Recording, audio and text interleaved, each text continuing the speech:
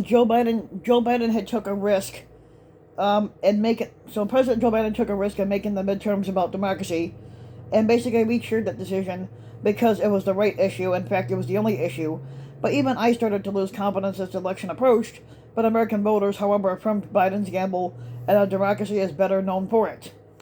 It's been a rough ride for democracy in the United States and around the world, and we'll talk about this later in the upcoming week. Um, so basically, we also have the setbacks for authoritarians overseas in Brazil and Russia. But for now, the results of the 2022 elections are good news for American democracy. And Biden took the heat from friends and foes alike for making closing arguments in favor of democracy instead of the prosaic kitchen table issues. But President Biden, a man with half a century of experience in elected politics, knew the voters better than the critics did. Now consider the magnitude of what happened last week. The Republicans went into the midterms as heavy favorites to win, with advantages that included the patterns of political history, some star power, money from churlish billionaires, and in theory, Trump himself. um, the Democrats had every headwind imaginable, including an unpopular. The Democrats had every headwind imaginable, including an unpopular president. But technically the most unpopular person is Trump. A fractious coalition, and an economy beset with high inflation that's brought on by corporate greed. The misfit, the misfit flotilla of Republican election deniers, conspiracy theories, and other assorted flakes and phonies was poised, it seemed, to board the American ship of state without much resistance. Instead, much of the Republican fleet sank within sight of the shore. A few survivors, such as the reprehensible J.D. Vance, made it to the beach, and the GOP seems likely to control the House by the thinnest of margins.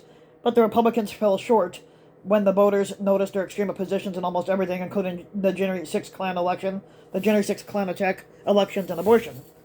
Now, Jim Marchant of Nevada, for example, put together a slate of fellow election-denying Secretary of State hopefuls under the banner of America First, which, with that, the America First thing is full of shit. This congerie of conspiracy theorists ran as a bloc that promised to make voting more difficult and hold up election results that they didn't like. The gang included Arizona's Mark Fincham, an extremist whose bio notes that he is a Six Sigma practitioner, but leaves aside that he's also a member of the Oath Keepers. Arizonans who kept some of their other races close had no trouble rejecting Fincham by more than 5 points, and Marchant and the rest of the deniers lost, except for one candidate in Indiana, Indiana is not a battleground state though. So Pennsylvanians elected Josh Shapiro, their governor, in a double-digit drubbing of the Christian nationalist Doug Mastriano, and they seemed close to flipping the state's House to the Democrats. But in Michigan, Tudor Dixon, another out-of-nowhere candidate endorsed by Trump, lost and took the wild Secretary of State candidate Christina Caramo down with her. While Michigan voters had placed their state under unified Democratic rule, in Wisconsin, the Democrat Tony Evers beat Tim Michels, a man who said that if he won, the GOP would never lose another election in Wisconsin by 3 points or more. Now, the challenge to American democracy is not over, but the 2022 results should give the pro-democracy coalition hope for many different reasons. American voters stepped back from the abyss, even if they cut it a little close for my comfort. Ann Applebaum tweeted, "The biggest story of the midterms is that the 2024 election is safe or safer from another, better organized maggot attempt to steal it. And this is not an exaggeration. Now imagine, if you will, in 2024, there is a close presidential election, and the governors of Pennsylvania, Arizona, and Wisconsin, buttressed by election-denying secretaries of state, simply decided not to certify any Republican electors. Chaos and even violence would almost certainly have ensued, and all of that is unlikely now. However, whoever wins in 2024 will have to win the old-fashioned way by getting enough votes in enough states to win that electoral college."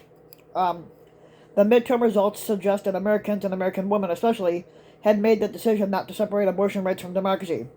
Now, I suspect that they viewed the overturning of Roe v. Wade as part of the overall right-wing assault on their liberties. Now, plenty of voters are in favor of placing limits on abortion, but they do not want the issue decided by theocratic judges. Now, even more Now, even more galling, the GOP decided that Herschel Walker's personal involvement in at least one abortion and perhaps more was not disqualifying, even as Walker and other Republicans insisted that no one else should have access to abortion ever, under any circumstance. The proper pop culture reference here is not in The Handmaid's Tale of 1984, but the Shawshank Redemption movie. Americans got to look at what life would be like, not in Gilead or Oceania, but under Samuel Norton, the corrupt, sadistic, Bible-toting warden, a pharisaical hypocrite whose scripture needlepoint hid his wall safe. Now, 3 cheers for the American system of government. Frustrated Democrats have sometimes wished for a parliamentary system in which a single election can flush out the ruling party overnight. But under a parliament, we might never have been able to get rid of Trump after 2016. But Republicans could have used parliamentary supremacy to ram through changes in important laws and kept power for a long time. But instead, the American federalism and the distinct mandates required for both the executive and legislative branch had functioned as the founders intended. Now, ensuring that the GOP majority of 2016 could be broken in 2018 independent of the presidency, and that Democratic gains would have to be validated at the ballot box in 2020 and 2022. Now, perhaps most heartening was the midterms showed that money and gerrymandering and voter suppression can be overcome when people actually show up and vote. Now, ballots are more powerful than Peter Thiel's checkbook, but we should not lull ourselves into believing that the fight for democracy is over. The local government, state houses, and the new Congress will still have plenty of odious characters in them, and there's still a lot of work that has to be done. But nonetheless, the gloom and gathering darkness felt last week has dissipated to a considerable degree. Now, President Biden and the pro-democracy forces issued a call to the public to defend the American system, and the public responded in force. Now, I rarely criticize the public for a lack of civil virtue, or civic virtue. And people have even wrote books about it. But I must give credit to where it is due. The voters this time proved me wrong and showed that Biden is the right choice right now.